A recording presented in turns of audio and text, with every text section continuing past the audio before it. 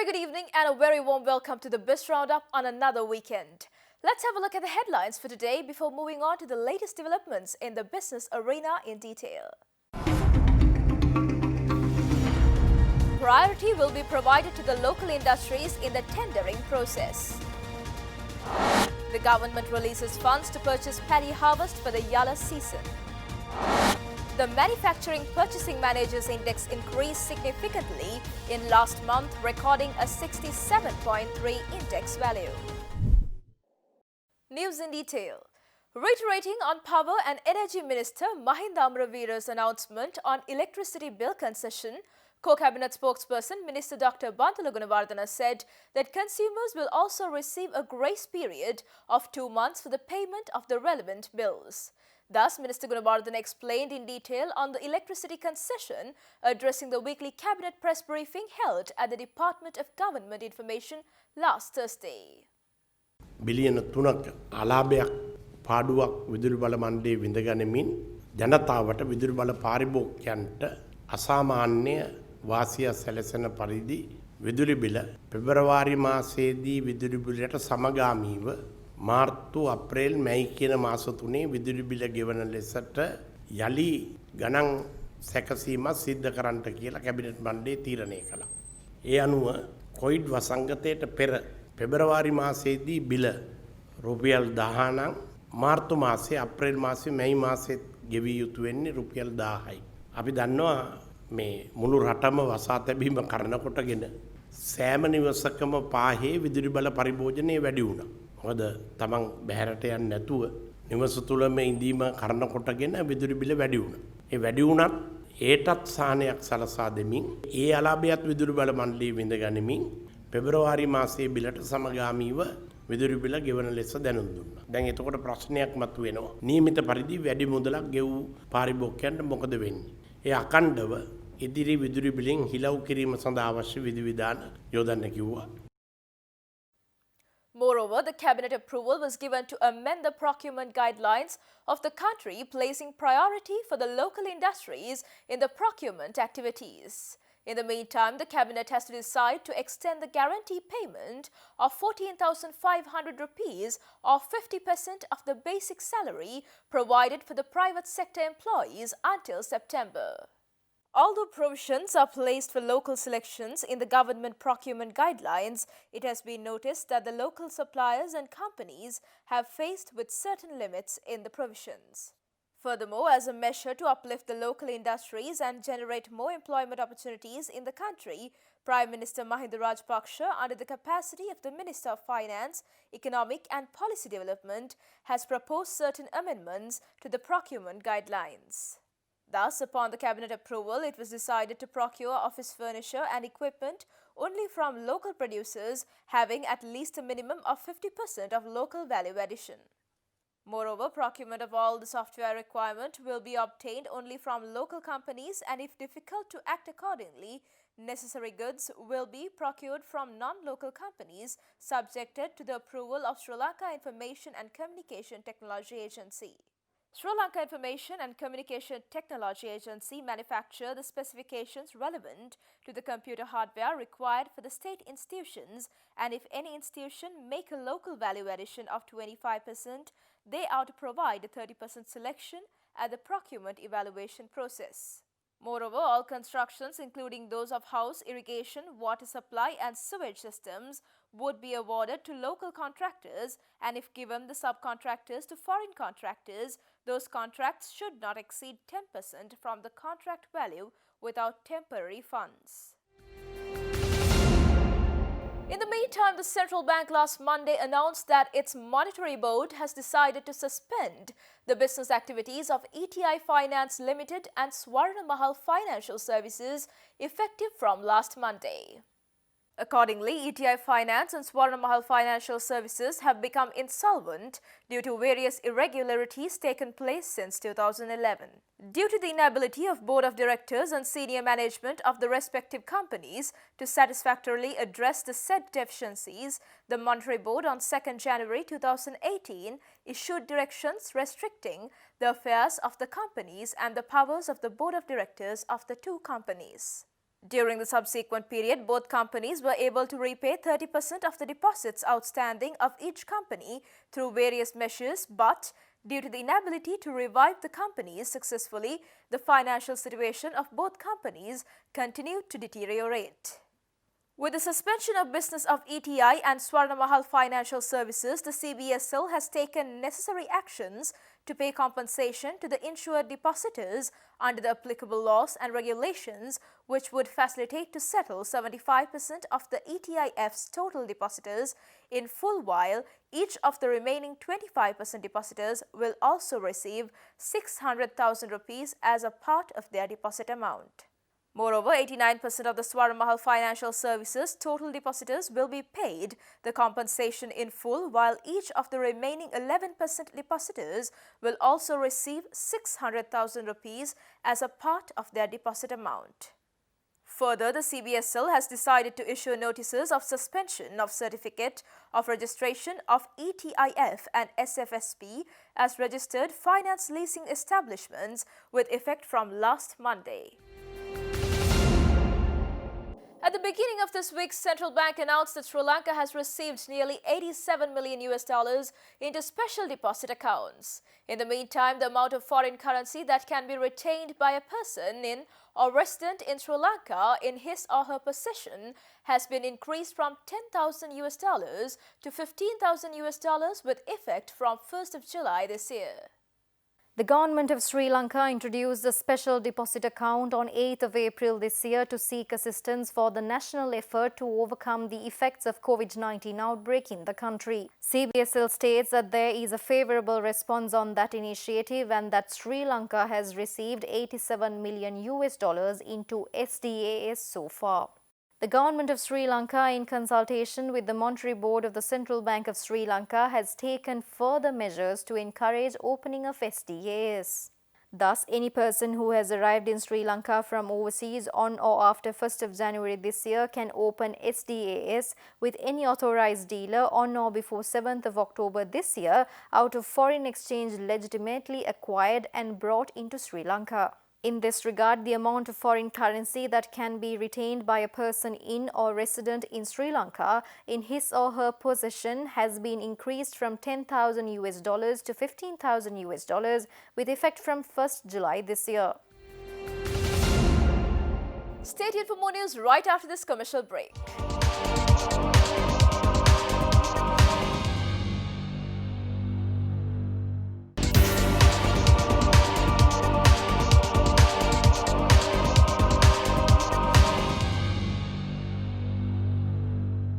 Welcome back after the break. Government has already directed the officials to purchase the paddy harvest in the Yalla season and announced that the necessary funds have already been released.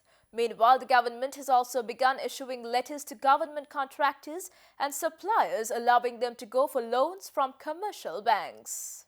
The Cabinet of Ministers earlier approved the government will purchase 1 kilo of paddy rice under the certified price of 50 rupees each. The Ministry of Finance, Economy and Policy Development in a statement says that a kilo of nadu paddy was priced at 38 rupees and a kilogram of samba at 41 rupees during the last year. The statement further adds that following the principles put forwarded by the President Gotabaya Rajapaksa, this year government will allocate 50 rupees for a kilogram of paddy rice. The Finance Ministry also says that all the stores of the paddy purchasing boards have been kept open for the paddy farmers to sell their paddy harvest. The statement further adds that the Treasury has allocated the necessary funds to purchase the Yalla season harvest. Meanwhile, the government has also begun issuing letters to government contractors and suppliers confirming that the government owes money to them so that they can obtain loans from commercial banks against these debts. A release by the Ministry of Finance said that unpaid bills issued in 2019 and 2020 and registered up to the 31st of May 2020 will qualify for the scheme. The letter will be issued by the Treasury to the commercial bank nominated by the relevant contractor, and the relevant contractor should open a special account for this purpose at the nominated bank. The plan is that the Treasury from time to time will release the required funds to the relevant ministry or department to pay these bills. The government of Japan inked an agreement with the government of Sri Lanka to provide 340 million rupees grant for provision of necessary equipment to strengthen the investigation and detection capacities of drugs and related anti-narcotic activities of Sri Lanka police. Moreover, Japan also provided a grant aid worth approximately 457 million rupees for the Human Resource Development Scholarship Project to enhance the capacity building of public sector officials of Sri Lanka. The prevalence of drug-related activities in Sri Lanka has increased in recent past, and it has been recognized as an emerging social problem in the country. As remedial action for controlling the situation, Sri Lanka police has identified the necessity of modern equipment to detect large-scale drug trafficking activities and the individuals under the influence of dangerous drugs. Accordingly, based on the request of the government of Sri Lanka, the government of Japan has agreed to provide nearly 340 million rupees grant under the Japanese non-project grant aid scheme for provision of necessary equipment to strengthen the investigation and detection capacities of drugs and related anti-narcotic activities of Sri Lanka police. The exchange of notes pertaining to the above grant was signed by Secretary of Ministry of Finance, Economic and Policy Development, S.R. Artigala, and Ambassador of Government of Japan, Sugiyama Akira, at the Ministry of Finance, Economic and Policy Development last Monday. Moreover, Japan has also provided a grant aid worth approximately 457 million rupees for the Human Resource Development Scholarship Project to enhance the capacity building of public sector officials. Under the project, 17 public sector officials will be sent to pursue a 2-year master or PhD degree from 2021 to 2023, and areas of their degree cover public policy, public finance, economics, business management, environmental management, disaster management, and climate change. The exchange of notes for this project was also signed last Monday at the Ministry of Finance, Economic and Policy Development between Ambassador of Japan to Sri Lanka, Sugiyama Akira, and Secretary of Ministry of Finance, Economic and Policy Development, S.R. Artigala. Moving on to more news, the central bank report states that the ratio of the price of exports to the price of imports has improved by 20.6% on year-on-year basis in May this year, with prices of exports having increased whilst prices of imports declining. Moreover, expenditure on merchandise imports declined notably by 44.3% on a year-on-year basis to $994 million in May 2020, recording a monthly expenditure of less than $1 billion for the first time since March 2010. The CBSL report states that the external sector has showed signs of stabilization with the removal of most lockdown measures in the country in the second week of May this year. The deficit in the trade account narrowed by $416 million in May this year to $407 million from $823 million in May 2019, as the decline in imports exceeded the decline in exports. Earnings from merchandise exports rebounded in May 2020 to $587 million, with the export sector gradually resuming activities following the relaxation of lockdown measures and the recovery of both domestic and global supply and demand chains to some extent. Earnings in May 2020 were more than twice the value recorded in April 2020. Major exports such as textiles and garments, rubber products, petroleum products, food, beverages, and tobacco declined in May 2020, though earnings from these sectors recovered to about one-half of the monthly average value reported in 2019. However, led by a higher demand for personal protective equipment such as face masks, protective suits, surgical gloves, etc., earnings from exports of other made-up articles categorized under textiles and garments and surgical and other gloves categorized under rubber products grew significantly. On the other hand, expenditure on merchandise imports declined notably by 44.3% on a year-on-year basis to $994 million in May 2020, recording a monthly expenditure of less than $1 billion for the first time since March 2010. Expenditure on all major import sectors, consumer, intermediate and investment goods declined in May 2020. This reduction was mainly attributable to the measures taken by the government and the central bank since March 2020 to restrict the importation of selected goods, aiming at easing the pressure on the exchange rate and international reserves from the adverse effects created by the pandemic. Stay tuned for more news right after a short break.